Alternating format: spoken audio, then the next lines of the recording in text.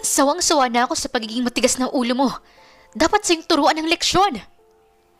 Galit na sigaw ng mami ni Ava na si Ana. Bakit, mami? Naging ganito ako ng dahil sa'yo. Kung nandito lang sana si Daddy, hindi sana ako magiging ganito. Kung hindi mo sana siya inutusan para bumili ng luho mo, hindi sana siya magdidisgrasya at mamamatay. Ginusto ko bang mamatay ang dad mo? Alam ko ba na maaaksidente siya ng araw na yon? Bakit akong sinisisi mo? Walang may gusto sa nangyari kaya tumigil ka na sa kakasisi sa akin. Ipapadala kita sa probinsya para magbago ka.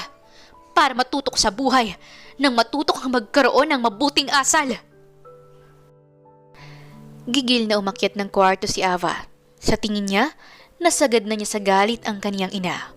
At kapag nagsalita pa naman ito, ay siyang tinutupad. Ano ba kasing bibig mo, Ava? Masyadong palasagot. Inis na wika ni Ava sa kaniyang sarili sabay sampal sa kaniyang bibig. Samantala, agad namang tinawagan ng mami ni Ava ang caretaker ng bahay nila dati nang yumaon niyang asawa sa probinsya. Pinagawa nila ito dahil kapag nagbabakasyon sila sa probinsya noon, doon sila namamalagi. Pakilinis po ng bahay dyan, Aling Minda. Patitirhin ko muna ang anak ko dyan dahil hindi na tama ang ginagawa niya. Masyado na siyang nagiging pasaway. Sabi niya sa telepono.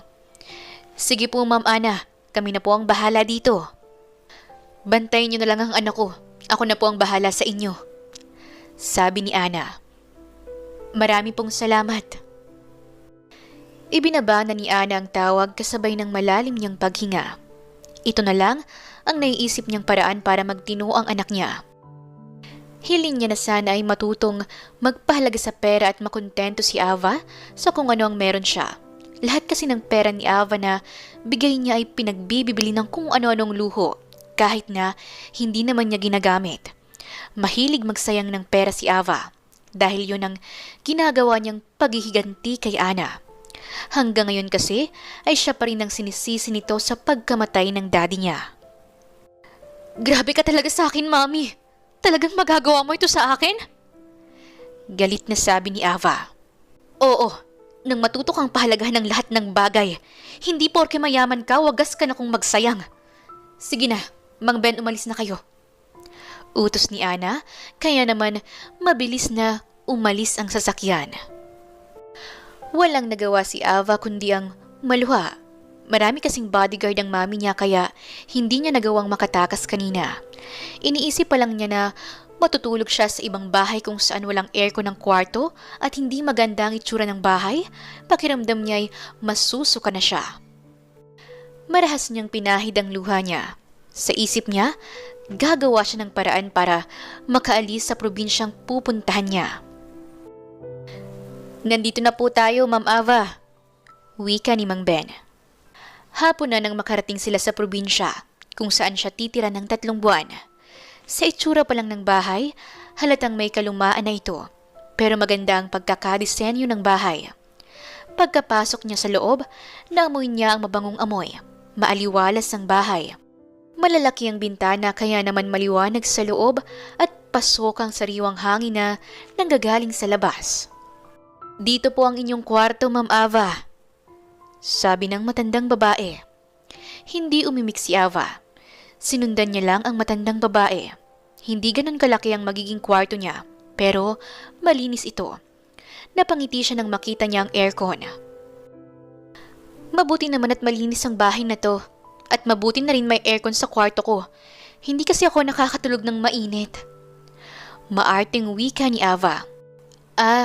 Talagang pinalinis ho ito ng mami ninyo para kahit papaano ay maging komportable kayo. Itong bahay na ito ay binili ng daddy mo noon dahil dito sila namamalagi kapag nagpupunta sila dito sa probinsya. May wifi ba dito? Yes, ma, mayroon na po. Unti-unti na ring umuunlad ang lugar na ito. Wala nga lang pong mga malls pa dito.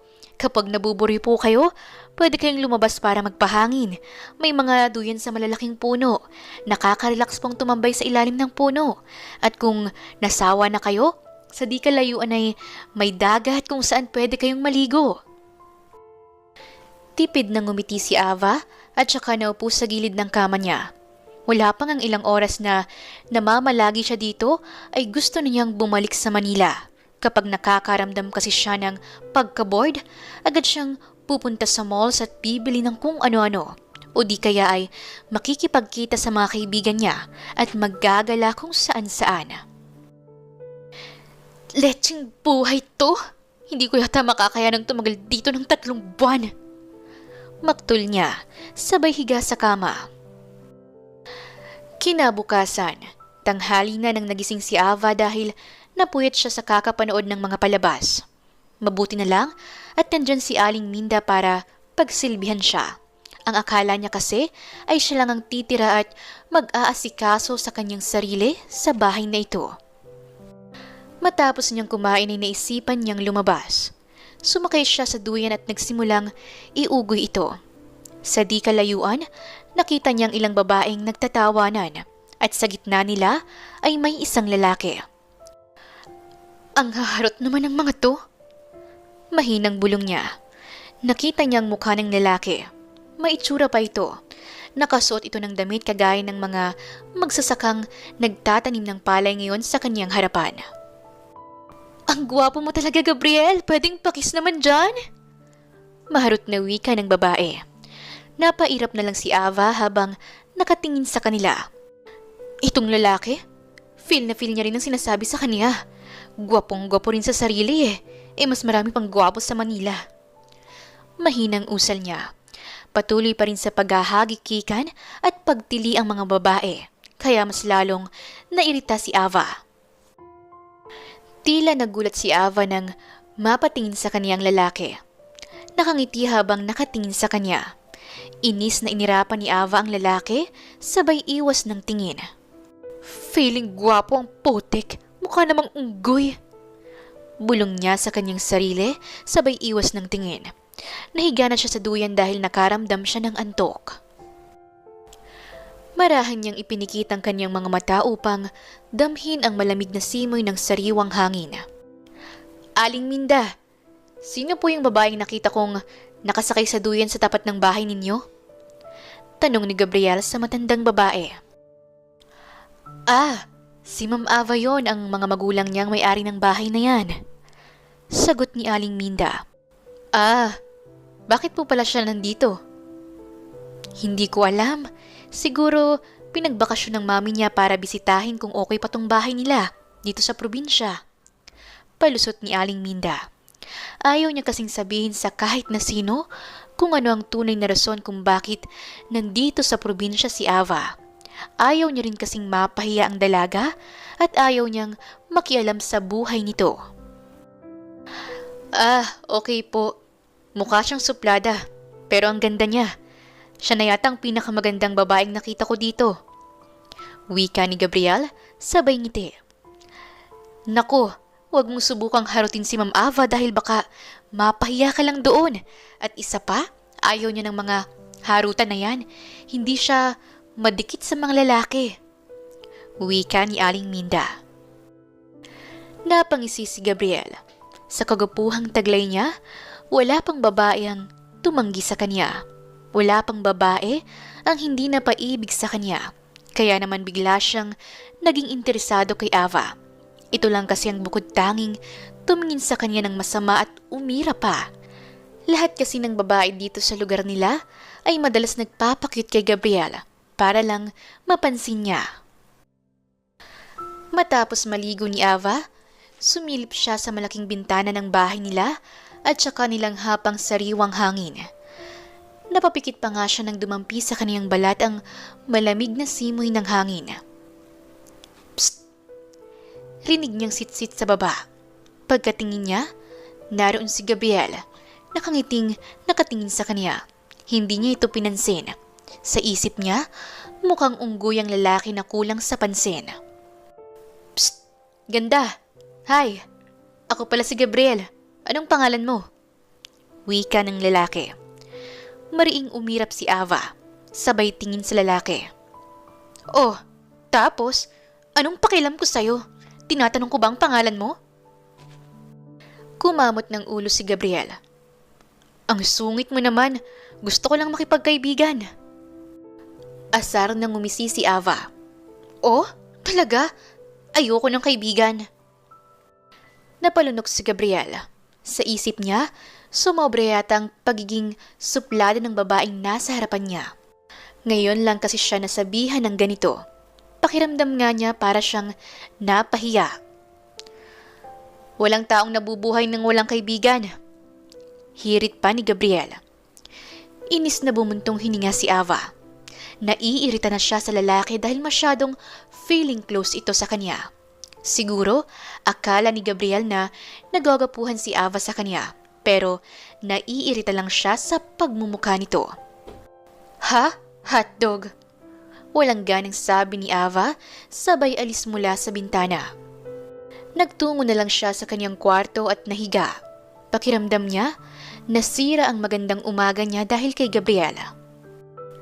Sa kabilang banda, habang nagtatanim si Gabriel ng palay, ay hindi maalis sa isip niya ang mukha ni Ava.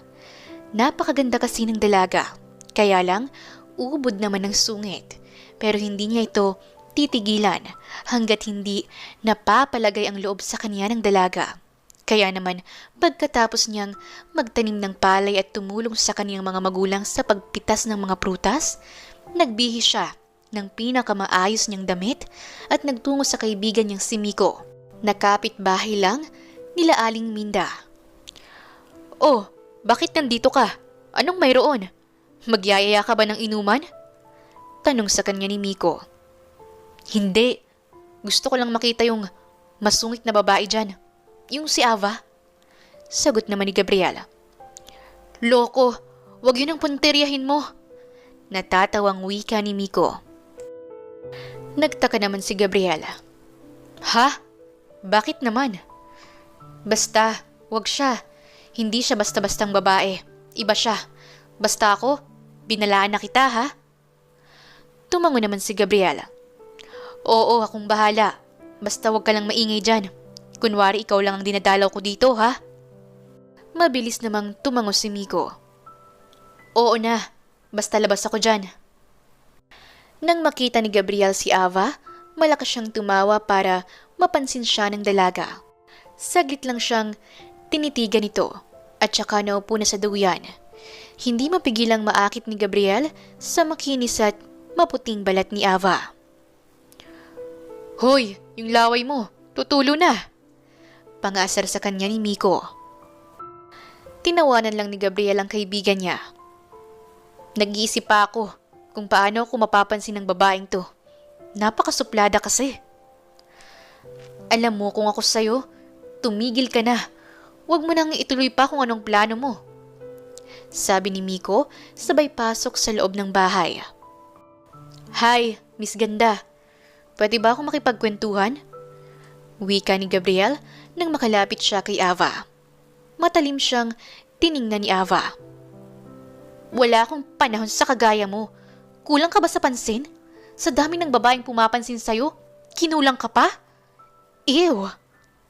Maarting wika ni Ava. Nakaramdam ng pagkainis si Gabriel. Hindi kasi siya sanay na ginaganito ng isang babae. Ano bang problema mo? Bakit ganyan ka kung magsalita sa akin? Mahinang natawa si Ava. Oh, napipikon ka na. Bakit? Ngayon ka lang ba nakaranas pagsungitan? Huwag ka kasing papansin dyan nang hindi ka masungitan. Inis na kumamot sa ulo si Gabriel. Alam mo, sa pagsusungit mong yan, tatanda ka ng maaga. Sayang, maganda ka pa naman. Oh, talaga? Ano namang pakialam mo? Inaano ka ba ng ganda ko? Pasimpleng nakuyom ni Gabriel ang kaniyang kamoo. Mukhang wala siyang laban sa sagutan kay Ava. Masyadong matabil ang dila kung magsalita. Kung marami lang tao dito ngayon, malamang ay pahiya na siya. Bahala ka nga dyan, ang sungit mo. Inis na sabi ni Gabriel. Whatever, monkey. Nanlaki ang mata ni Gabriel. Anong sinabi mo? Nginisian siya ni Ava. Monkey. Unggoy in Tagalog. Mukha ka kasing unggoy. Feeling guwapo ka pa. Palibhasa kasi maraming babaeng humaharot sa'yo kaya siguro akala mo lahat ng babae magagapuhan sa'yo. Pinanlakihan niya ng mata si Ava. Bawiin mo yung sinabi mo. Hindi ako mukhang unggoy. Napakagwapo ko naman para ikumpara mo sa unggoy. Mahinang pumalakpak si Ava, sabay ngisi. Oh, really? I'm not sure. Kasi sa nakikita ko ngayon, may unggoy na nagsasalita sa harapan ko ngayon. Inirapan pa siya ni Ava bago tuluyang pumasok sa loob ng bahay. Gigil namang napasabunot si Gabriel sa sarili. Ito kasi ang unang beses na may nagsabi sa kaniyang mukha siyang unggoy at hindi niya matanggap yon. Isang linggo simula nang mamalagi si Ava sa bahay nila sa probinsya, pakiramdam niya ay biglang nawala ng kulay ang kaniyang buhay. Wala siyang ibang ginawa maghapon kundi ang matulog, tumambay sa labas, scroll up and down online at matulog na lang ulit. Ayaw naman kasi niyang makipag-usap sa mga tao dito dahil naaartihan siya sa mga kababaihan. Lahat ng ito kasi ay walang ibang ginawa kundi ang magpa-cute at humiyaw kapag nandyan si Gabriel.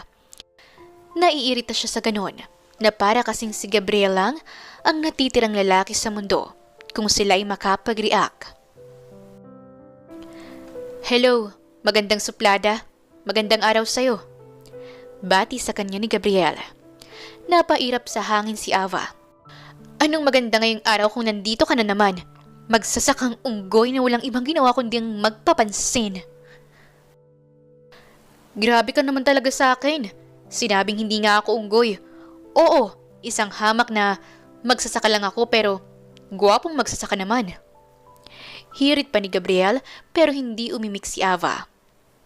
Uy, pansinin mo naman ako. Ikaw na nga itong nilalapitan ko eh. Bakit ba ayaw mo akong pansinin?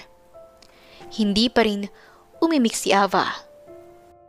Pero hindi pa rin tumigil sa kasasalita si Gabriel. Talagang gusto niyang kausapin siya ng dalaga. Alam mo ikaw, sa sobrang pagiging suplada mo, wala nang lalaking magkakagusto sa'yo. Mahinang tumawa si Ava. Pala desisyon ka rin no? Paano mo naman nasabi yan? Hindi mo alam kung gaano karaming lalaki ang nagkakandara pa sa akin sa Maynila. At saka, ano bang pakialam ko kung walang magkagusto sa akin dito? Ayoko naman sa mga tao dito. Matigas na wika ni Ava. Napangiwi na lang si Gabriel. Wala talagang preno ang bunganga ni Ava kapag ito ay nagsasalita. Grabe ka naman sa mga tao dito. Anong gusto mong iparating? Tinasan siya ng kilay ni Ava. Wala naman akong gustong iparating. Wala naman akong pakialam kung walang taong magkagusto sa akin dito. At ikaw naman, bakit palagi mo ba akong ginugulo? Kulang ka na naman ba sa pansin? Hindi ka pa ba nabusog sa mga nagpapapansin sa iyong babae dyan? Masyado na yatang lumalaki ang ulo mo dahil akala mo ikaw lang ang gwapo sa mundo. Napakamot ng ulo si Gabriel. Hindi naman ako ganun, no? At saka, hindi ko naman ginusto na magpapansin sila sa akin. Pero tuwang-tuwa ka naman. Walang ganang sabi ni Ava. Matagal niyang tinitigan si Ava sa mata habang si Ava naman ay walang emosyong nakatingin sa kanya. Agad na nag-iwas ng tingin si Gabriel dahil hindi niya kinakaya ang mga titig ni Ava para kasi itong tumutusok sa kaniyang kalooban. Hindi ka ba naboboring dito? Tanong sa kanya ni Gabriel. Ano ba sa tingin mo? Ang pangit dito. Walang mapaggalaan. Kung nasa Maynila lang sana ako ngayon, naggagala na ako kung saan-saan kasama ang mga kaibigan ko. Inis na sabi ni Ava, sabay buntong hininga. Alam ko na iba talagang buhay dito, at saka sa Maynila. Pero, sa totoo lang, masaya naman dito kung maa-appreciate mo ang paligid. At isa pa, kung gusto mong magliwaliw, pwede kitang samahan sa dagat. Maligo ka doon ngayon. Wika ni Gabriel habang nakangiti. Napaisip si Ava. Sa isang linggo niya dito ay hindi pa siya nakakapunta ng dagat. Sa totoo lang ay naaakit siyang pumunta doon dahil ang ganda at ang linaw ng tubig sa dagat na parang kay sarap maligo.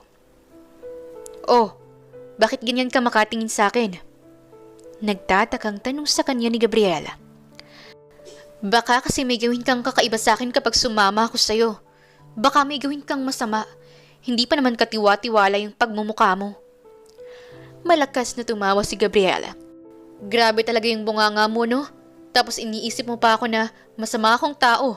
Hoy, kilala ako ng mga tao dito at mabuti akong tao.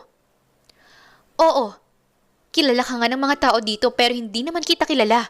Kaya hindi mo ako masisisi kung wala akong tiwala sa'yo. Mataray na sabi ni Ava. Hay naku, ewan ko sa'yo Ava. Ano, gusto mo bang samahan kita sa dagat? May mga nahuli akong isda tapos mga prutas at gulay. Magdadala na lang ako para may makain tayo. Bilis na, para hindi ka naman maboring dito. Bumuntong hininga si Ava bago nakapag-isip. Okay, sige. Pero yung damit mo ang dumi. Ang dugyot tingnan dahil puro putik. Tapos makikita nilang kasama kita? Umayos ka nga ng suot mo. Maarting sabi ni Ava. Napakamot naman ng ulo si Gabriela. Puro putik ang damit niya dahil kakatapos lang nilang magtanim ng palay. Tinulungan niya kasi ang mga magulang niya sa pagtatanim. O sige, babalikan na lang kita dito. Magbibihis lang ako tapos dadalhin ko yung mga pagkain. Masayang wika ni Gabriela. Okay. Tipid na sabi ni Ava at saka pumasok na sa loob ng bahay nila. Nagdala siya ng kanyang pamalit kapag natapos na siyang maligo sa dagat. Nagpahanda rin siya ng pagkain kay Aling Minda. Mabuti naman at naisipan mong pumunta sa dagat, sabi sa kanya ni Aling Minda. Opo, kasi nakakaboring talaga dito. Sa totoo lang, nagyaya kasi si Gabriel Daunggoy kaya yon naisipan kong sumama na lang para makapaglibang. Mahinang natawa si Aling Minda.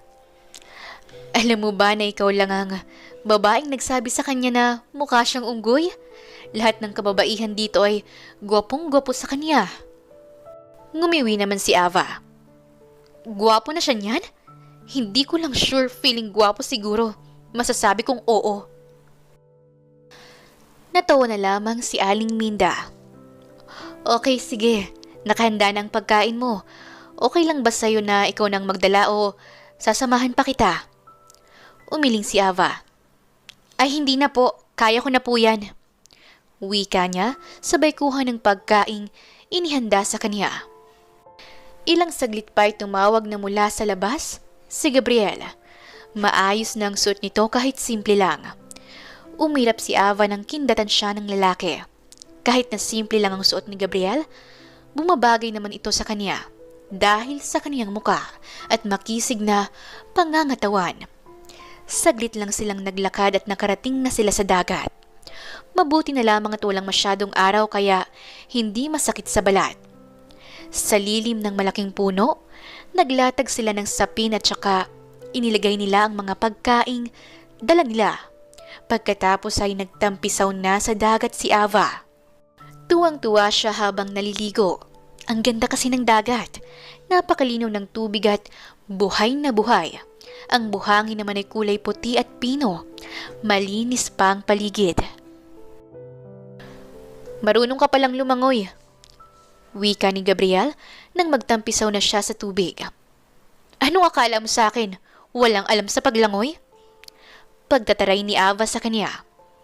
Ito naman, sinabi ko lang eh. Wika ni Gabriel sabay nguso. Huwag ka na kasing magsalita kung ayaw mong mabara palagi. Mukha ka lang kawawang nilalang. Sabi ni Ava sabay tawa. Napangiti na lang si Gabriel. Naisip niya na ayos lang pala na pagsungitan siya ni Ava dahil nakikita naman niya itong tumatawa at nakangiti. Mas lalo tuloy lumalala ang interes ni Gabriel para sa dalaga. Nang mapagod silang magtampisaw sa dagat, nagsimula na silang kumain. Ano yan? Takang tanong ni Ava. Tuyo, masarap yan. Isawsaw mo sa suka. Sabi ni Gabriel sabay kain. Ha? Tuyo? Iyon naman, ang baho niyan. Mukhang kadiri. Wika ni Ava habang nakangiwing nakatingin sa tuyo na nasa harapan niya. Ang arte mo naman, masarap yan. Tikman mo kasi. Subukan mo naman ng mga ganyang pagkain. Masarap ang mga ganitong pagkain at mura lang. Bumuntong hininga si Ava, tsaka isinausaw sa suka na may bawang ang tuyo. Pagkatapos ay nagsimula na siyang kainin ito. Sa unang tikim ay hindi niya masyadong gusto ang lasa dahil maalat. Pero nang ibabad niya ito sa suka at muling kainin, naging maayos na ito sa panlasa niya. Okay naman pala. Mas okay ang lasa niya kapag nakababad sa suka. Sabi ni Ava at saka muling nagbabad ng tuyo sa suka. Diba? Sabi ko sa'yo masarap yan eh. Bakit hindi mo alam ang pagkain yan? Anak mayaman ka ba? Tanong ni Gabriel kay Ava, kaya napatingin siya sa lalaki. Huwag kang maingay ha? Huwag mong ipagkakalat. Mariing utos ni Ava sa kanya, sabay irap. Oo naman. Mabilis na tugon ni Gabriel. Mayaman talaga kami. Pinadala lang ako dito ni Mami para magtinuraw ako. Hindi naman ako bad girl. Hanggang ngayon kasi, kapag nakikita ko si Mami, hindi ko mapigilan ang sarili ko na sisihin siya sa pagkamatay ni Daddy. Wika ni Ava habang nakakunot ang noo. Nanlaki naman ang mga mata ni Gabriel. Kaya pala kutis mo pa lang. Masasabi ko ng mayaman ka. Pati ang mga suot mo ay branded. Nga pala, paano mo naman nasabi na si Mami mo ang may kasalanan ng pagkamatay ng Daddy mo? Inutusan niya kasi si Daddy na bumili ng luho niya. Tapos ayun, nadisgrasya si Daddy. Masaya ba ang Daddy mo nung sumunod siya sa utos ng Mami mo? Agad na tumugon si Ava. Wala talagang kasalanan ng Mami mo kung ganun. Kasi masayang sumunod ang Daddy mo.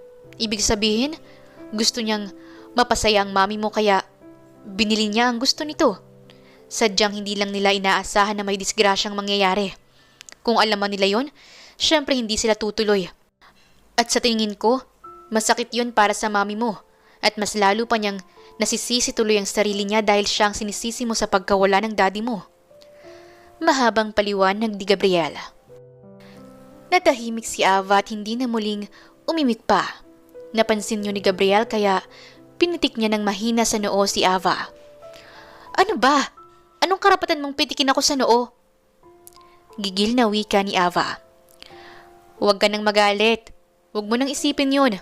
Ang mabuti pa, mag-enjoy ka na lang dito. Alam ko na hindi madali ang mawala ng magulang, kaya ka nagkakaganyan. Pero sana, huwag mong ikulong ang sarili mo sa kalungkutan. Dahil sigurado ako, hindi masaya ang Daddy mo na nakikita kang malungkot dito. Tipid na ngumiti si Ava. Tama si Gabriel. Palaging gusto ng Daddy niya na happy lang. Kaya nga, madalas na puro tawanan lang sila noon dahil mahilig magpatawa ang Daddy niya. Ayaw kasi ng Daddy niya na malungkot ang isang tao kaya pinapasaya niya ito. Matapos nilang kumaing dalawa, muling nagtungo sa dagat si Ava para maligo. Nagharutan silang dalawa sa tubig ni Gabriel. Naiinis pa nga si Ava sa lalaki dahil halos malunod siya kapag winiwiskan siya ng tubig nito sa muka. At nang magsawa silang maligo, nagpahinga muna sila at nagkwentuhan saglit. Doon, napansin ni Ava na masaya naman palang kausap si Gabriel. Humanda ka talaga sa akin, Gabriel, kapag pinagkalat mo dito na mayaman ako. Pananakot sa kanya ni Ava. Mahinang tumawa si Gabriel. Oo, hindi ko sasabihin. Huwag kang mag-alala. Basta ba, papansinin mo na ako, ha? Inirapan siya ni Ava. Oo na, basta huwag kang masyadong papansin dahil madalas nawala ako sa mood. Tinawanan lang siya ni Gabriel. Nga pala, may knock-knock ako sa'yo. Tinasan siya ng kilay ni Ava. Ang dami mo namang alam. Bilis na, knock-knock. Ngumuso si Ava. Who's there? Inday. Inday who? Inday, found a very special love in you. Pakantang wika ni Gabriel. Nalungkot ang mukha ni Ava. Ang corny mo. Okay, sige. Next naman tayo. Knock knock. Bumuntong hininga si Ava. Hi, Ewan. Who's there? Coca-Cola, lasagna. Coca-Cola, lasagna who? Tumikim muna si Gabriel. Coca-Cola, sanang iyong minahal, di ka na muling luluha pa. May pagbirit pang kanta ni Gabriel. Hindi tuloy mapigilang matawa ni Ava. What the heck? Ang baduy mo! Natatawa tuloy ako sa'yo! At muling tumawa si Ava. Okay, next. Grabe ka, parang wala ka nang nagustuhan sa naknak ko ah. Bulyaw ni Gabriel. Wala talaga. Ang corny mo na baduy pa. Okay, next naman. Natatawang sabi ni Ava. Knock knock. Who's there? Far I see you. Far I see you who? Nakangiting sabi ni Ava. Far I see you. Ang laban na to. Birit ni Gabriel. Humagalpak naman ng tawa si Ava dahil pumiyok si Gabriel sa dulo. Halos sumakit ng tiyan niya kakatawa. Hindi talaga siya natatawa sa mga knock-knock ni Gabriel. Natatawa siya kay Gabriel mismo dahil sa may pagbirit pang nalalaman. Ayoko na! Ang dami kong tawa sa'yo! Huwag ka nang bibirit next time kung pipiyo ka rin naman! Tumatawa pa ring wika ni Ava. Hala ka! Tawa ka ng tawa dyan, mamaya kabagan ka! Sabi ni Gabriel sabay kamot sa ulo. Huminto na si Ava sa pagtawa. Dahil ang sakit na ng tiyan niya at namumula na ang mukha niya. Inayos niya ang kanyang sarili at saka nagpaalam muna na magbibihis. Ilang minuto ang lumipas, bumalik na si Ava. Hindi mapigilang mamangha ni Gabriel nang makita niyang nakasuot ng isang fitted dress si Ava na mahaba ngunit may hiwa sa gilid ng hita. Napakaganda ni Ava sa suot niyang yon. Halika na Gabriel, umuwi na tayo. Malapit nang mag-alas 6. May gagawin pa ako sa bahay eh. Okay, sige. Alanganing sagot ni Gabriel at saka nagligpit na. Nakatitig lang kasi siya kay Ava. Nang makauwi sila, nagpaalam na siya kay Ava. Kinawayan lang siya ni Ava at saka pumasok na sa loob ng bahay nila. Napangiti na lang si Gabriel. Ang ganda kasing pagmasdan ni Ava kanina habang tawa ito ng tawa. Pakiramdam tuloy ni Gabriel ay crush na niya ang dalaga. Sa sumunod pang mga araw, napapadalas na ang pag-uusap nila Ava at Gabriel. At kahit na madalas din siyang nasusungitan ni Ava, nasanay na rin siya. Hindi pa rin kasi nagbabago ang pagiging suplada at masungit ni Ava sa kanya. Sadyang natututunan lang siyang kausapin ni Ava. Hello sa'yo, magandang binibini. Bati ni Gabriel kay Ava. Kasalukuyang nagpapahangin sa duyan si Ava. Tiningnan ni Ava si Gabriel at saka ito inirapan. Natawa na lang si Gabriel. Nasanay na rin siya na palagi siyang iniirapan ni Ava. At ano na naman ang ginagawa mo dito? Istorbo ka na naman sa pagre-relax ko. Mataray na wika ni Ava sa kanya. May dala kong bukayo. Para sa'yo ito. Niluto ko ngayon lang. Tikman mo na. Sabi ni Gabriel, sabay abot sa kanya ng bukayo. Kumunot ang noo ni Ava. Bukayo? Ano yun? Buko ito na minatamis. Masarap ito. Pwede itong gawing panghimagas kapag kakatapos mo lang kumain ng malansang pagkain. Kinuha ni Ava ang bukayong inabot sa kanya ni Gabriel. Pagkatapos ay tinikman niya ito. Sa unang tikim niya pa lang ay nasarapan na siya. Lasang-lasa niya ang buko at hindi ito ganoon katamis. Nagustuhan ni Ava ang lasa ng bukayo. Kaya naman, muli siyang kumuha ng isa pa upang kainin ito. Anong masasabi mo? Masarap ba? Tanong sa kanya ni Gabriela. Ngumiti si Ava sabay tango. Oo, masarap siya. Mabuti naman at nagustuhan mo. Ito pa. Nilagyan na kita sa Tupperware para kainin mo mamaya. Kinuha ni Ava ang Tupperware na may lamang bukayo. Pagkatapos ay nagpasalamat siya kay Gabriel. Bakit walang ganito sa Maynila? Hindi ko alam na may mga ganito palang pagkain. Nagtatakang tanong ni Ava habang nakatingin sa hawak niyang bukayo. Tumawa naman si Gabriel. Mayroong mga ganyan, loko. Imposibleng wala. Lalo na sa mga maliliit na tindahan sa tabi. Siguro hindi mo lang alam dahil kung ano-ano kasing pagkain ng mamahalin ang binibili mo eh. Umirap si Ava. Sa bagay, hindi naman kasi ako bumibili ng mga kung ano-anong pagkain sa tabi. Pero in fairness, masarap ang bukayong to. Magkano pala ito kapag binibenta? Muling kumain ng bukayo si Ava. Siguro nasa piso o dos. Ganoon lang ang presyo niyan kada isang piraso. Ah, okay. Mura lang pala siya. Masarap itong kainin kahit anumang oras. Mahilig pa naman kasi ako sa matatamis pero ang gusto ko ay yung hindi masyadong matamis talaga. May mga pagkain kasi na sobrang tamis kaya nakakasawa. Eh itong bukayo mo ay hindi masyadong matamis kaya masarap siya para sa akin. Sa susunod may lulutuin naman akong pagkain na hindi mo pa natitikman. Ipapatikim ko sa iyo ang mga pagkain simple lang pero masarap. Mga pagkain kahit hindi ganun kamahal pero masarap. Wika ni Gabriel, sabay ngiti. Agad namang tumango si Ava, sabay ngiti. Okay, sige. Gusto ko yan. Basta ayoko lang ng nakakadiri, ha? Baka mamaya, nakakadiring pagkain palang ipapakain mo sa akin. Tumawa si Gabriel. Loko, bakit naman kita papakainin ng ganong pagkain? Hindi ko gagawin yun. Baka sumakit pang tiyan mo dilagot pa ako. Pinanlakihan siya ng mata ni Ava. Talagang lagot ka sa akin. Sasapakin ko ang mukha mong unggoy. Kumamot naman ang ulo si Gabriel. Bakit pa palagi mo na lang akong sinasabihan na mukhang unggoy? Hindi ba ako gwapo sa paningin mo? Tumaas ang kilay ni Ava. Hindi. Sabihin na nating maitsura ka. Pero hindi ka talaga gwapo sa paningin ko eh. Sorry ha.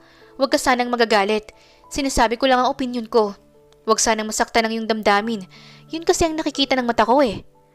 Pangasar sa kanya ni Ava. Ngumuso si Gabriela. Grabe ka naman talaga sa akin. Pero ako, gandang-ganda ako sa'yo. Sambit niya kay Ava. Malakas namang tumawa si Ava, sabay irap. Malamang, maganda naman talaga akong tunay. At isa pa, walang inayos sa mukha ko. Talagang natural na ganda ko yan. Kasi 'di ba, uso yung mga nagpapaayos ng mukha. Eh kasi ako, talagang gifted kaya dapat lang na magandahan ka sa akin. Kinindatan pa siya ni Ava, sabay ngisi. Ang dami mo namang sinabi. Oo na, ikaw na ang pinakamaganda. Kaya lang, ikaw rin ang pinakasuplada at may pagkalaitera. Sabi ni Gabriel, sabay tawa ng mahina. Nagkibit balikat si Ava. Ay wala kang magagawa kung laitera ako. Nagsasabi lang naman ako kung ano ang para sa akin. Siya nga pala, balak mo bang sumama sa akin mamayang hapon sa bukid? Pag-iba ni Gabriel ng usapan. Ha? Bakit? Ano namang gagawin ko doon? Takang tanong naman ni Ava. Wala lang. Panoorin mo lang akong magpitas ng mga prutas tapos kain tayo. At para din makagala ka kahit papaano. Hindi naman malayo ang pupuntahan natin. Ngumuso si Ava at nag-iisip kung sasama ba siya kay Gabriel. Tinatamad kasi siyang kumilos ngayong araw. Bahala na, basta dumaan ka na lang dito mamaya. Sabi ni Ava sabay higa sa duyan. Okay, sige. Uuwi na muna ako sa amin dahil may aasikasuhin pa ako ngayong tanghali. Paalam sa kanya ng lalaki. Okay, sige. Tipid na wika ni Ava. Nang makaalis si Gabriel, ay ipinikit na ni Ava ang kaniyang mga mata. Madalas kasi na dito na siya natutulog sa duyan.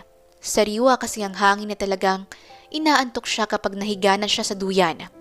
Hindi na nga niya napansin na hapon na pala. Nagulat na lamang siya nang may humaplos sa kaniyang buhok at nagpabalikwa sa kanya.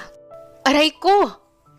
Daing ni Gabriel nang biglang hawakan ng mahigpit ni Ava ang kamay niya. Buwisit ka naman kasi eh. Bakit mo kasi biglang hinaplos ang buhok ko?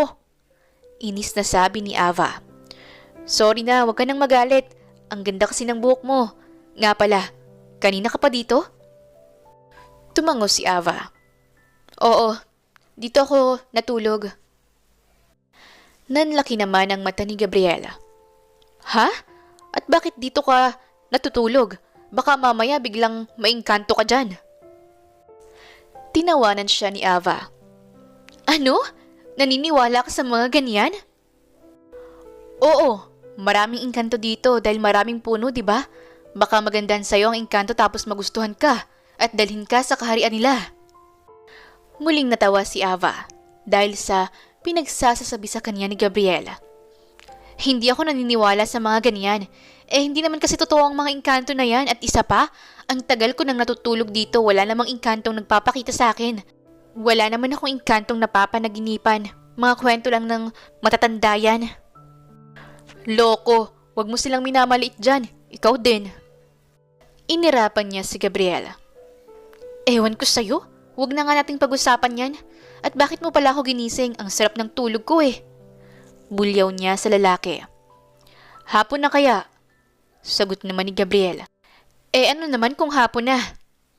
3:00 pa lang talaga. Di ba nga sasama ka sa akin sa bukid? Titingnan mo kung mamitas ng mga prutas. Marami kaming tanim doon. May mangga, may santol, bayabas, papaya, at kung ano-ano. Tara, kain na, nang makagala ka rin. Yaya sa kanya ni Gabriela. Ngumaywi si Ava, sabay tayo. Okay, sige. Aayusin ko lang saglit ang sarili ko dahil kakagising ko lang. Magulo pa ang buhok ko kaya magintay ka dyan. Mabilis na wika ni Ava at saka pumasok na sa loob ng kanilang bahay. Siguro nasa 30 minutos ang lumipas bago lumabas ng bahay si Ava. Nagpalit pala ito ng damit at naglagay ng kaunting make-up sa muka. Mas lalo tuloy gumanda si Ava. Pero iba pa rin ang pagiging maganda nito kahit wala itong makeup. Ang tagal mo naman, maktul ni Gabriela. Ano? Nagrereklamo ka? Di sana hindi ka na nag-intay pa dyan at umalis ka na lang, di ba? Kung natagalan ka dapat nauna ka na. Kumamot naman ang ulo si Gabriela. Kasi naman, maganda ka na pero nagpapaganda ka pa. Tumaas naman ang kilay ni Ava. Ano namang pakailan mo kung nagpapaganda pa ako? Wala kang karapatang pagbawalan ako dahil hindi mo naman ako pag-aari. Tumawa si Gabriela. Huwag kang mag-alala, Ava. Darating ang panahon na magiging akin ka. Humagalpak naman ng tawa si Ava. Alam mo, huwag kang masyadong mangarap ng mataas dahil kapag lumagapa ka, kawawa ka talaga. Iyak ka na lang. Napapailing na lamang si Gabriela. At saka nagsimula na silang maglakad patungo sa bukid. Namitas ng mga prutas si Gabriel kagaya ng mangga, santol, bayabas, siniguelas at kung ano-ano pa. Nagbalat si Gabriel ng mangga at pagkatapos, binuksan niya ang bagoong na dala niya. Ang baho naman! Ano yan? Reklamo ni Ava nang maamoy niya ang bagoong. Hindi mo alam to? Bagoong ito. Masarap ito maging partner sa mangga. Sagot ni Gabriela. Hindi ko talaga alam yan dahil hindi pa naman ako nakakakain yan. Medyo maasim ang mangga, kaya isawsaw mo dyan sa bagoong ang mangga dahil matamis-tamis yung bagoong na niluto ko. Kumunot ang noo ni Ava. Bakit naman maasim tong mangga? Mani ba na siya? Manggang kalabaw kasi yan kaya maasim, pero masarap yan kapag hinog. Ang matamis kapag mani ba yung Indian mango. Tikman mo na, marami na akong nabalatan na mangga. Napalunok si Ava.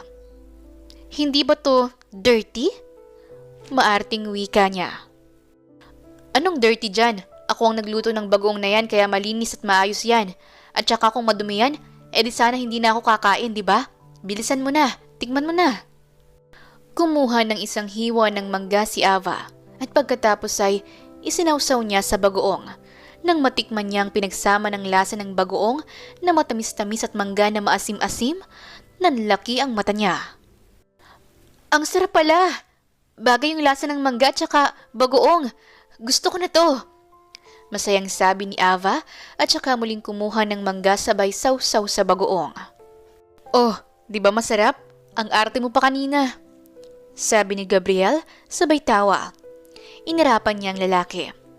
Masisisi mo ba ako kung ngayon lang ako nakatikim ng bagoong na yan? Hindi naman kasi ako hinahainan ni mami ng bagoong sa pagkain ko. Oo na, sige na, kumain ka na dyan. Putol ni Gabriel sa sasabihin pa ni Ava. Habang kumakain sila, napadaan ang kaibigan ni Gabriel na si Miko. Uy, nandito pala kayong dalawa. Wika ni Miko sabay lapit sa kinaroroonan nila. Hello, Ma'am Ava. Sabi ni Miko nang bumaling siya kay Ava. Hello din sa'yo. Sabayan mo na kaming kumain ng mangga. Sabi naman ni Ava habang nakangiti. Tumabi naman si Miko kay Ava. Kaya naman napatingin doon si Gabriel. Bigla siyang nakaramdam ng inis. Kumakain ka pala ng bagoong, Ma'am Ava? Akala ko kasi hindi ka kumakain yan. Sabi ni Miko sabay kamot sa ulo. Ngayon ko lang ito natikman. Pinatikim sa akin ni Gabriel. Masarap pala ito kahit na medyo mabaho ang amoy. Ngayon lang ako kumain ng mangga na may kasamang bagoong. Ang hilig ko kasing isawsaw sa mangga ay asin na may sili. Muling kumuha ng mangga si Ava at nilagyan niya ito ng maraming bagoong. Ah, oo. Masarap din kasi yun. Hilig ko rin ng manggang asin na may sili. Ngumiti si Ava. Oh, talaga? Parehas pala tayo. Mas lalong nakaramdam ng inis si Gabriel dahil sa pagdating ni Miko.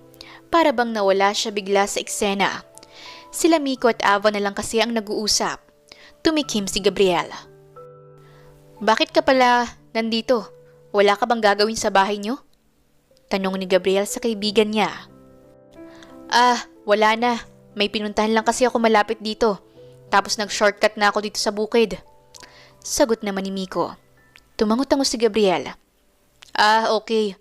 Kumain ka na lang dyan at huwag kang masyadong madaldal dahil baka mabulunan ka.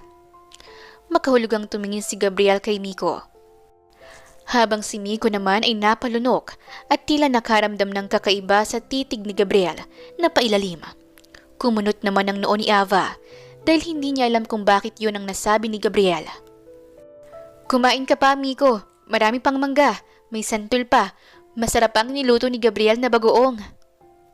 Kumain naman si Miko ng mangga at isinawsaw ito sa bagoong. Ang sarap talaga ng luto mo, Gabriel. Solid. Puri ni Miko sa kaibigan. Okay, salamat. Pero wag mo masyadong ubusin dahil para kay Ava yan. Sabi ni Gabriel habang nagbabalat ng mangga. Natahimik naman si Miko. Naramdaman niya na parang ayaw ni Gabriel na nandito siya. Kaya naman bigla siyang tumayo. Ay, oo nga pala. Bigla kong naalala na may inutos pala sa akin si Mama. Palusot ni Miko sabay tingin kay Gabriel. Lihim namang napangiti si Gabriel. Ah, okay. Sige, ingat ka sa pag-uwi. Wika naman ni Ava. Salamat, Ma'am Ava. Sige, alis na ako, Gabriel. Alanganing ngumiti si Miko sabay tingin kay Gabriel. Tango lang ang sinagot sa kanya ni Gabriel at pagkatapos ay nagmamadaling naglakad palayo si Miko. Nagpatuloy naman sa pagkain ng mangga si Ava. Nakakaapat na mangga na siya at panglima na ang nasa kamay niya. Hoy, ang dami mo namang kinain na mangga. Baka sumakit ang tiyan mo niyan. Saway sa kanya ni Gabriel. Nanlaki ang mata ni Ava. Hala, oo nga. Last na to. Pero pwede bang bigyan mo ako ng mangga para may mauwi ako sa bahay? Nginitian siya ni Gabriel. Oo naman. Sige, pipitas pa ako. Ngumiti si Ava at saka inubos na ang manggang nasa kamay niya. Pumapak pa siya ng bagoong dahil nasarapan siya dito. Nga pala, close ba kayo ng kaibigan kong si Miko? Biglang tanong ni Gabriel. Umiling si Ava. Hindi, nagkakausap lang kasi inuutusan siya ni Aling Minda. Tapos ayun, binabati niya ako kaya pinapansin ko siya. Pero hindi naman matagal ang usap naming dalawa. Ah, okay. Pero hindi ka naman niya hinaharot? Hindi. Magalang pa nga siya eh. Ikaw lang naman ang humaharot sa akin. Malandi ka kasi. Sabi ni Ava. Natawa na lamang si Gabriel. Namitas muna siya ng mangga para kay Ava bago sila umuwi. Masaya si Gabriel dahil kahit papaano, nararamdaman niyang napapalagay na ang loob sa kanya ni Ava. At aaminin man niya, gusto na niya ito. Hindi dahil sa pisikal nitong anyo, kundi dahil sa pagiging suplada nito sa kanya. Nang makarating si Gabriel sa bahay nila, naabutan niya doon si Peachy, ang babaeng baliw na baliw sa kanya at walang ibang nais kundi ang makasal siya. Handa itong ibigay ang lahat para lang pakasalan niya ito. "Hi, Gabriel," bati sa kanya ni Peachy. Hindi niya ito pinansin. "Gabriel, anak, nandito si Peachy. Mag-usap muna kayong dalawa," sabi ng mama niya. "Wala naman kaming dapat pag-usapan, ma. Hindi ko naman nobya ang babaeng yan," inis na sabi ni Gabriel. "Gabriel, ayusin mo ang pananalita mo," sigaw sa kanya ng papa niya. "Bakit, papa? Pipilitin niyo na naman akong pakasalan ng babaeng yan? Hindi ko naman mahal o kahit katiting na gusto. Nang dahil lang sa pera at lupa, sisirain niyo ang buhay ko na handa kayong hadlangan kung sino ang babaeng mamahalin ko." "Gabriel, anak, mabuting babae si Peachy. At isa pa, para din naman sa atin ito. Gusto mo ba na maging mahirap na lang tayo? Na mamatay na lang kami ng papa mo na hindi nakakaranas ng kaginhawahan?" sabi naman ng mama niya. "Ma, ano ba? Tama ba yung sinasabi niyo? Maraming paraan para yumaman. Kaya nga ginagawa kong lahat para makapagbigay ako ng malaking halaga sa inyo. Para mabili niyo ang gusto niyo kahit na mapagod pa ako ng sobra. Kaya sana naman, huwag niyo kong piliting ikasal sa taong hindi ko naman gusto." Matalim na tinitigan ni Gabriel si Peachy bago lumabas ng kanilang bahay. Nagpatuloy pa rin sa pagiging malapit sina Ava at Gabriel. Kahit hindi naman aminin ni Ava sa kanyang sarili, unti-unti nang napapalagay ang loob niya para sa lalaki. "Hoy, anong ginagawa mo?" tanong ni Ava kay Gabriel. "Wala. Tinitingnan ko lang ang maganda mong muka," malambing na sabi ni Gabriel. Ngumiti si Ava. "At bakit mo naman ako tinitingnan? Baka naman malusaw ako sa paraan ng pagkakatitig mo sa akin. Kulang na lang kasi hubaran mo ko sa paraan ng pagkakatitig mo." Tumawa si Gabriel ng mahina. "Hoy, loko ka. Hindi ganun ang nasa isip ko. Hindi kita pinagnanasaan. Talagang nakatitig lang ako sa mukha mo dahil ikaw ang pinakamagandang babae para sa akin." "Ay sus, ang dami mo namang sinabi. Siya nga pala, bakit ilang araw nang napapansin ko na parang palagi kang wala sa mood?" Bumuntong hininga si Gabriel. "Kasi, ang totoo niyan, ginugulo pa rin ako ng Peachy na yon. Siya yung babaeng baliw na baliw sa akin. Ino-offeran pa nga niya ng pera at lupa ang mga magulang ko para pakasalan ko siya." Biglang nakaramdam ng matinding inis si Ava. "Ang kapal naman ng mukha ng babaeng yon. Masyadong desperada. Huwag kang magpapakasal doon," inis na sabi niya. "Oo, hindi talaga ako magpapakasal sa babaeng yun. Dahil ikaw ang gusto kong pakasalan," wika ni Gabriel sabay kindat kay Ava. Napakagatlabi si Ava sabay hampas sa braso ni Gabriel. "Ano ba, parang sira ulo eh," natatawang wika niya. "Sus, kunwari ka pa eh, kinikilig ka naman," pang-aasar ni Gabriel. Malakas na tumawa si Ava. "Anong kinikilig ang pinagsasabi mo dyan?" Nakangusong sabi niya sabay irap kay Gabriel. "Humahaba nga ang uso mo eh. Ibig sabihin, kinikilig ka talaga sa akin." Sinundot ni Gabriel sa tagiliran si Ava. "Ano ba? Para ka namang timang eh." Hinampas muli ni Ava ang kaniyang braso. Pilyong umisi si Gabriel. "Ikaw ha? Kanina ka pa hampas ng hampas sa braso ko. Halatang gusto mong hawakan ng matigas kong braso. Pwede mo namang hawakan yan eh. Kahit nga yung ano ko pa ang hawakan mo. Mas matigas yun." Nanlaki ang mata ni Ava sabay kurot kay Gabriel sa tagiliran. "Hoy! Anong pinagsasabi mo? Manyak! Naiinis na ako sa'yo ha?" Nakangiting sabi ni Ava. "Ah, okay. Naiinis ka sa kilig." Panunokso pa ni Gabriel. Mariing napapikit si Ava sabay kagat ng kanyang labi dahil pinipigilan niyang mapangiti. "Alam mo, isama mo na lang akong maglakad-lakad dito dahil naboboring na ako eh." Pag-iba ni Ava ng usapan. "Okay, sige. Tara, lakad tayo. Kaso dapat hawak kamay," sabi ni Gabriel. "Anong hawak kamay? Ayoko nga. Baka isipin pa nila magkasintahan tayo." "Okay, ayoko nang maglakad-lakad kasama ka," sabi ni Gabriel sabay talikod. Kumamot ng ulo si Ava. "Ano ba naman yan? Ang arte mo. Sige na nga. Kaso sa braso lang." Nagkukunwaring naiinis na sabi ni Ava. Okay, sige. Gusto ko yan. Pasimpleng kinurot ni Ava sa tagiliran si Gabriel, pero humawak naman siya sa braso nito habang sila'y naglalakad. Sinusulit na ni Ava ang mga araw na magkasama sila ni Gabriel dahil ilang linggo na lang ay babalik na siya sa Maynila. Habang iniisip niya yun, bigla siyang nalungkot. Pero naisip niya na pwede naman niyang puntahan dito si Gabriel. Masaya siya sa tuwing kasama niya si Gabriel at hindi niya ito nararamdaman sa mga naging boyfriend niya noon. Aminado naman si Ava na gusto niya na si Gabriel at marami siyang natututunan sa lalaki. Tinuruan siyang kumain ng mga pagkaing masarap pala kahit na sinasabi nilang pagkaing pang mahirap lang. Tinuruan din siya ni Gabriel kung paano magtanim ng palay, kung paano magtanim ng mga gulay at kung paano mamitas ng mga prutas at gulay. Masayang masaya si Ava dahil hindi na siya nakakaramdam ng pagka-boring sa lugar na ito. Simula nang mapalagay ang loob niya kay Gabriel. Hindi niya pa sinasabi kay Gabriel na aalis na siya dahil babalik din naman siya agad. Sabihin mo sa babaeng yun, tigil-tigilan ka niya ha? Biglang sabi ni Ava habang naglalakad sila. Gusto ko ikaw na magsabi. Sabihin mo pag mamayari mo na ako.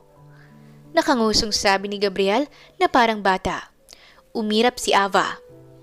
Manahimik ka nga. Ikaw na. Umiling si Gabriel. Ayoko. Gusto ko ikaw na. Sabihin mo na nagmamahalan tayong dalawa. At sa'yo lang ako. Ayoko talaga sa babaeng yun. Hindi ko siya kayang makasama. Ikaw lang ang babaeng gusto kong makasama at mamahalin ko ng buong puso. Todo pigil si Ava sa kanyang sarili na mapangiti dahil talagang kinikilig na siya. Kinurot niya sa pisngi si Gabriel. Ang cute mo talaga, peste. Manahimik ka na nga, puro kabanat.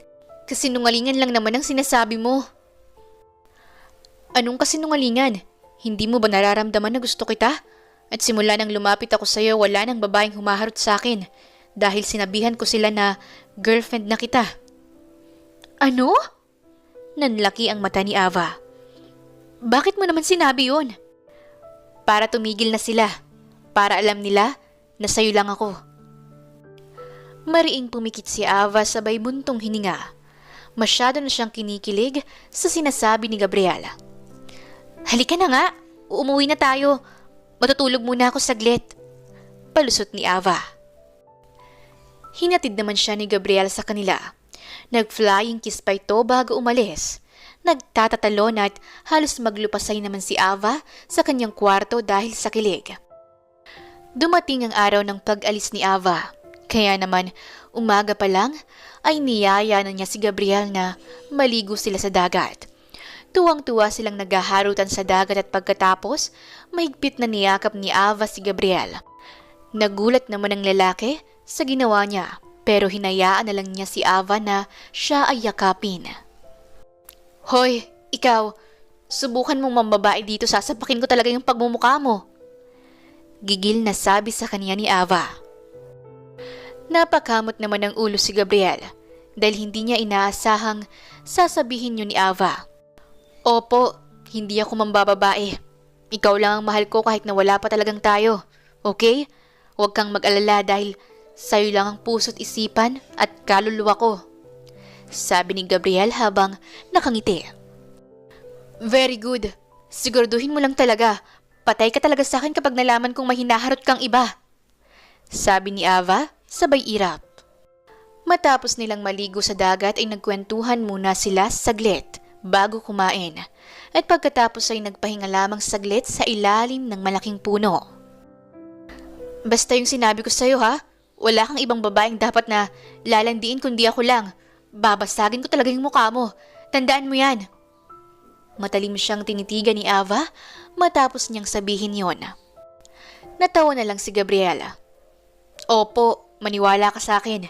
Ikaw lang talaga at wala ng iba. Ngumisi si Ava. At pagkatapos ay bigla na lamang niyang hinalikan sa labi si Gabriel.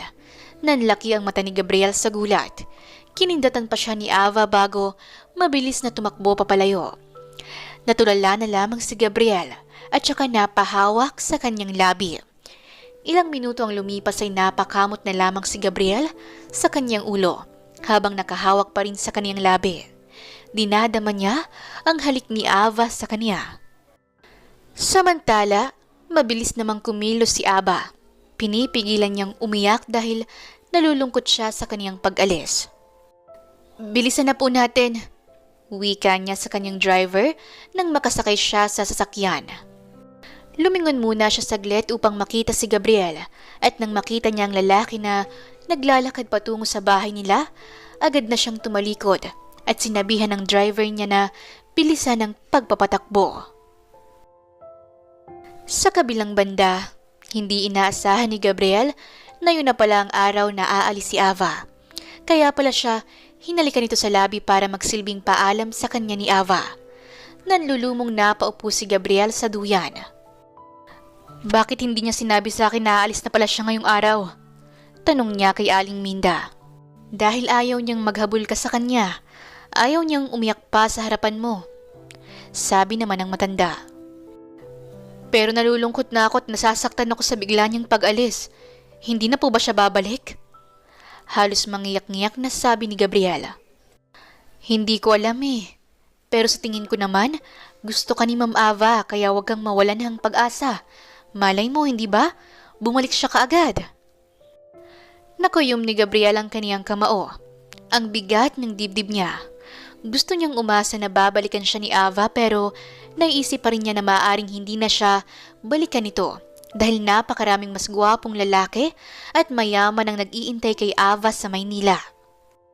Mabilis namang nakauwi si Ava sa Maynila at nang makarating siya doon, ikunento niya sa kanyang ina ang mga nangyari sa pagtira niya sa probinsya. Napangiti naman si Ana dahil malaki ang naging pagbabago ng kanyang anak at marami pa itong natutunan. "Mami, parang gusto ko nang doon na lang po ako sa probinsya tumira. Maganda naman yung bahay natin dun eh," sabi ni Ava sa kanya. "Sigurado ka ba, anak?" tanong naman ni Ana. Mabilis na tumango si Ava. "Opo, at saka gusto kong balikan ng lalaking sa tingin ko ay mahal ko na. Gusto kong makasama siya, Mami." Tumaas ang kilay ni Ana habang nakangiti. "At sino naman ang lalaking yun? At ano ang kanyang trabaho?" "Siya po si Gabriel, na isang magsasaka. Siya ang nagturo ng lahat sa akin, kung paano magpahalaga sa mga bagay, kung paano kumilos sa bahay, at saka kahit na isang magsasaka lang siya, nakikita ko kung paano siya magtrabaho, kung paano siya kumilos upang magkaroon ng sapat na halaga na maibibigay niya para sa kanyang pamilya. Dahil doon naisip ko na isa siyang mabuting tao at napakasipag niya, na kahit pagod na siya, patuloy pa rin siya sa pagtatrabaho." Napangiti na lamang si Ana at saka niyakap ang kaniyang anak. "Proud ako sa iyo, anak, dahil nagbago ka na. At saka nagulat nga ako dahil ayos lang sa iyo na isang magsasaka lang ang lalaking mahal mo. Kasi nga, di ba dati ayaw mo sa mga ganong klaseng lalaki?" Alanganing napangiti si Ava. "Opo, pero dati pa yon. Ngayon nagbago na ako at nagpapasalamat ako kay Gabriel dahil tinuruan niya ako kung paano magpahalaga sa bawat bagay at maging mapagkumbaba." "Mabuti naman kung ganun, anak. Okay, sige. Bukas na bukas ay babalik ka na agad sa probinsya natin. Magpapadala na lang ako ng mga tauhan doon para ayusin na din ang bahay na titirahan mo. Para mapinturahan at mapalitan ng mga gamit ng bago. At saka, lalagyan ko na rin ng malaking halaga ang account mo. Pahalagan mo sana ito at huwag ka nang bumili ng kung ano-ano na hindi mo naman gagamitin." Mabilis namang tumango si Ava. "Opo, Mami. Marami pong salamat." Niyakap ni Ana ng mahigpit ang kaniyang anak, sabay haplos sa buhok nito. Samantala, hindi mapigilan ni Gabriel na umiyak. Ngayon lamang siya nasaktan ng ganito sa isang babae, dahil ngayon lang siya umibig ng totoo. "Uy, ayos ka lang ba? Bakit ka umiiyak dyan?" tanong ni Miko sa kanya. Pinunasan ni Gabriel ang luha niya. "Malamang, nasasaktan ako sa biglang pag-alis ni Ava." Mahinang saad niya. "Huwag kang mag-alala dahil babalik yun. Magtiwala ka lang," sabi ni Miko, sabay ngiti. "Paano mo naman nasabing babalikan niya ako? At saka napakaraming gwapo at mayamang lalaki sa Maynila. Sigurado akong nagpapapansin na sila kay Ava. Tumawa naman si Miko. Alam mo pre, itulog mo na lang yan. Gabing-gabi na eh. Basta magtiwala ka kay Ma'am Ava. At saka, alam naman namin ni Aling Minda na gusto ka na rin niya. Pinipigilan niya lang siguro ang sarili niya para magtiwala ka. Babalikan ka ni Ma'am Ava. Marahan na lang na tumango si Gabriela. Dahil sa sinabing yun ni Miko, mas lalo siyang nagkaroon ng pag-asa na siya ay babalikan ni Ava. Kinabukasan, nagulat na lamang si Gabriel paglabas niya ng kwarto niya. Nakita niya ang mga magulang ni Peachy, kasama na ang babae. Anong ginagawa niyo dito? Inis na sabi niya. Anak, nandito sila upang mamanhikan. Sabi ng mama ni Gabriel. Ha? Ano? Mamamanhikan siya? Masyado na siyang nagiging desperada. Gabriel! Sigaw ng papa niya. Babasagin ko na yung bunganga mo. Sige pa, okay lang sa akin na basagin niyo ng bunganga ko pero hindi ako magpapakasal sa babaeng yan. Bakit niyo ba ako pinipilit sa kanya? Hindi niyo ba maintindihan na ayaw ko sa babaeng yan? Gigil na sabi ni Gabriel. Bakit ka ba ganyan sa akin, Gabriel? Tanong ni Peachy sa kanya. Wala naman akong ibang hiling kundi ang mahalin ka at mahalin mo ko. Pinapangako ko sa'yo na magiging maligaya ka sa piling ko. Ibibigay ko ang lahat ng gusto mo basta pakasalan mo lang ako. Dahil ikaw ang lalaking nakikita ko na nababagay sa akin. Ikaw ang lalaking itinadhana para sa akin. Mangiyak-ngiyak na sabi ni Peachy. Nagsalubong ang kilay ni Gabriel. Paano mo naman nasabi yan? May ibang babae na nababagay para sa akin at babalikan niya ako. At sino? Si Ava ba? Ano namang mapapala mo sa babaeng yun? Ubod ng suplada at mukhang wala pang alam. Feeling mayaman lang. Sabi naman ng kanyang papa. Huwag mong pagsalita ng ganyan si Ava dahil hindi mo siya kilala. Hindi mo alam ang pagkatao niya. At ikaw, alam mo ba ang pagkatao niya? Asar na wika ng papa niya. Oo, kilalang kilala ko si Ava. Matapang na sabi ni Gabriel. Pagbigyan mo na sana ang hiling ng anak ko na magpakasal kayo, Gabriel. Handa naman kaming suportahan kayong dalawa. Subukan niyo muna kahit siguro 5 taon o 3 taon na magsama kayo. At kung hindi pa rin talaga nagbago ang nararamdaman mo para sa anak namin, na talagang hindi mo siya magagawang mahalin, payag naman kami na makipaghiwalay ka sa kanya eh. Basta subukan niyo muna. Sabi ng papa ni Peachy. Gustong matawa ni Gabriel dahil masyadong suportado ang mga magulang ni Peachy sa kalokohan niya. Masyado nilang ini-spoiled ang anak nila. Oo nga Gabriel, hayaan mo na patunayan sa'yo ng anak namin na mahal ka niya. Dagdag pa ng mama ni Peachy. Hindi po, hindi ko talaga gusto ang anak niyo. Kaya sana naman, huwag niyo nang ipagpumilit ang anak niyo sa akin. Matigas na wika ni Gabriela. Magsasalita pa sana ang papa ni Peachy nang biglang may malakas na bumusina mula sa labas ng bahay nila Gabriela. Kaagad namang lumabas ng bahay si Gabriela. Isang magarang sasakyan ang tumambad sa kanya at mayroong mga lalaki na nakasuot ng tuksido ang nasa paligid ng sasakyan. Binuksan ng isang lalaki ang pinto ng sasakyan at pagkatapos lumabas mula roon si Ava.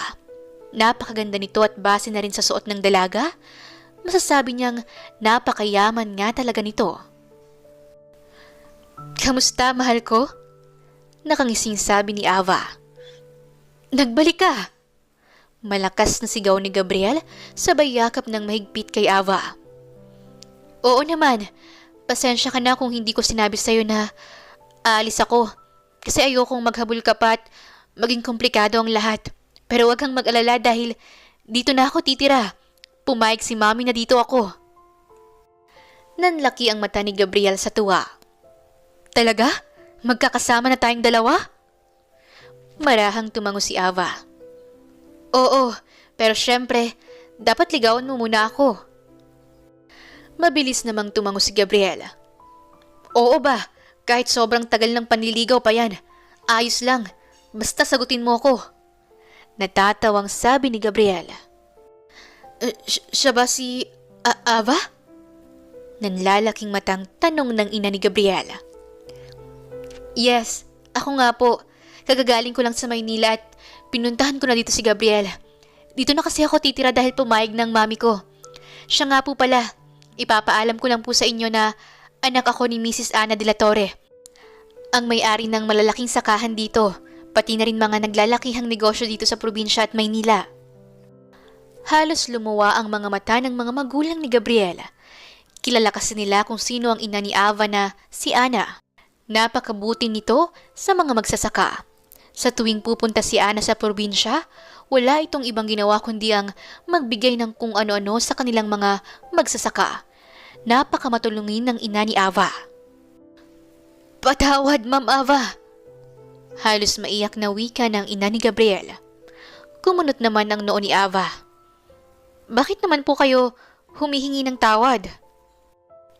Nagkatinginan ng mga magulang ni Gabriel. Patawad kung hinahadlangan kong mahalin ka ni Gabriel. Wika ng ama ni Gabriel. Ayos lang po. Huwag niyo na po yung isipin pa. Sabi ni Ava sabay baling kay Peachy na matalim na nakatingin sa kanya. Mawalang galang na sa'yo, Peachy. Hindi maaaring ikasal sa'yo si Gabriel dahil sa akin lang siya ikakasal. Ako ang mahal niya, kaya kung pwede ba ay huwag mo nang ipagsiksikan ng sarili mo sa kanya. Akin lang si Gabriel. Matapang na sabi ni Ava. Napaluha na lamang si Peachy tsaka nagmamadaling nagtungo sa sasakyan nila. Natawa na lamang si Ava sabay baling kay Gabriel. Muli siyang niyakap ni Gabriel at pagkatapos humingi naman ng tawad ang mga magulang ni Gabriel kay Ava dahil sa mga nasabi nito. Lumipas ang ilang buwan. Si Ava nang humawak ng mga negosyo ng kanyang ina dito sa probinsya. Tinuruan siya ng kanyang ina kung paano ito papatakbuhin. Paminsan-minsan ay dinadalaw siya ni Ana dito sa probinsya upang ma-check kung ano na ang kalagayan niya. Tuwang-tuwa naman ang mga magsasaka kay Ava dahil napakabuti niya sa mga ito. Natuto na ring magtanim ng palay si Ava dahil sumasama siya kay Gabriel sa tuwing nagtatanim ito. Alam mo, Gabriel, hindi mo na kailangang magtrabaho kasi may pera naman ako eh. Ako nang bahala sa lahat. Wika ni Ava. Umiling si Gabriel. Hindi naman kita minahal dahil sa yaman mo eh. Minahal kita bilang ikaw, kaya sana hayaan mo kong patunayan ang sarili ko sa'yo. Napapatunayan kong minahal kita nang walang inaasam na kayamanan mula sa'yo. Hayaan mo kong kumilos para pa rin sa sarili, dahil gusto ko na umangat ako sa buhay na ako mismo ang gumagawa para sa sarili ko. Napangiti naman si Ava. Hindi niya inaasahan na ganito ang sasabihin sa kanya ni Gabriel. Alam naman niya na hindi siya minahal ng lalaki dahil sa yamang mayroon siya. Dahil kung una pa lang, iyon ang habol sa kanya ni Gabriel. Matagal na sana itong nanghingi ng kung ano-ano sa kanya. Pero hindi ganun si Gabriel. At mas pinatunayan lang nito sa kanya na mahal siya nito. Lumipas pa ang 1 taon. Naging magkasintahan ng talagang tunay sina Ava at Gabriel. Masayang masaya si Gabriel dahil minahal siya ng babaeng akala niya ay hindi siya magagawang mahalin. Dati talaga, akala ko hindi mo ako magugustuhan kasi ang yaman-yaman mo. Tapos ako, isang hamak na magsasaka lang. Napakalayo ng agwat ng estado natin sa buhay. Hinawakan ni Ava ang pisngi ni Gabriel. Kahit ako rin naman, hindi ko inaasahang mamahalin kita eh. Pero nakuha mo ang loob ko dahil sa pagiging mabuti mo at ipinakita mo sa akin na karapat-dapat kang mahalin. Kaya naman wala akong pakialam kung ano man ang estado mo sa buhay, okay? Kaya sana, huwag kang mag-isip ng kung ano-ano dyan. Hindi nasusukat ang pagmamahal ng tao sa kayamanan na mayroon siya. Kahit na mayaman ako at mahirap ka man, hindi hadlang yun para mag-ibigan ng dalawang tao. Kaya ikaw, huwag mong maliitin ang sarili mo dahil kahit ganyan ka, marami kang nagagawa, marami kang pwedeng gawin at mapatunayan sa akin. Malawak na ngumiti si Gabriel at pagkatapos ay dahan-dahan niyang inilapit ang kaniyang muka kay Ava. Marahan niya itong hinalikan.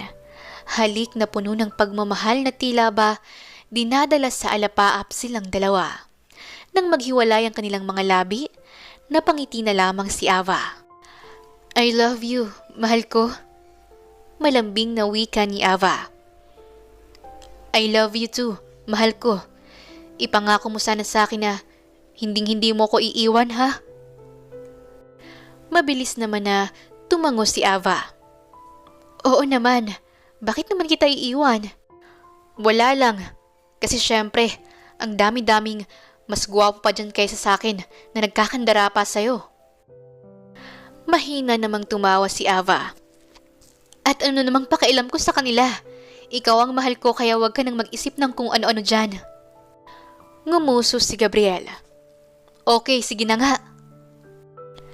Mahigpit na niyakap ni Ava si Gabriel at ipinadama sa lalaki kung gaano niya ito kamahal. 2 taon pa ang lumipas, nalaman na lang ni Ava na siya ay nagdadalang tao na. Tuwang-tuwa naman si Gabriel nang malaman niya yon. Pagkatapos ay agad silang nagpakasal. Namuhay sila ng matiwasay at puno ng pagmamahal. Tunay na ang pag-ibig ay hindi nasusukat sa estado ng buhay. Dahil kung ang dalawang tao ay tunay na nagmamahalan, walang kahit na anong makakahadlang pa rito. At patunay na nga rito ang pag-iibigan ni Ava at Gabriel. Pinatunayan na rin sa atin ni Gabriel na huwag iasa sa ibang tao ang pag-unlad ng ating sarili. Dahil mas maganda pa din na pagsumikapan mo ang iyong sariling tagumpay. Sana ay nagustuhan niyo po ang kwentong ibinahagi ko sa inyo at may napulot kayong aral. Ito po si Inday Series at lubos akong nagpapasalamat sa inyong pakikinig. Hanggang dito na lamang po at hanggang sa muli. Wakas.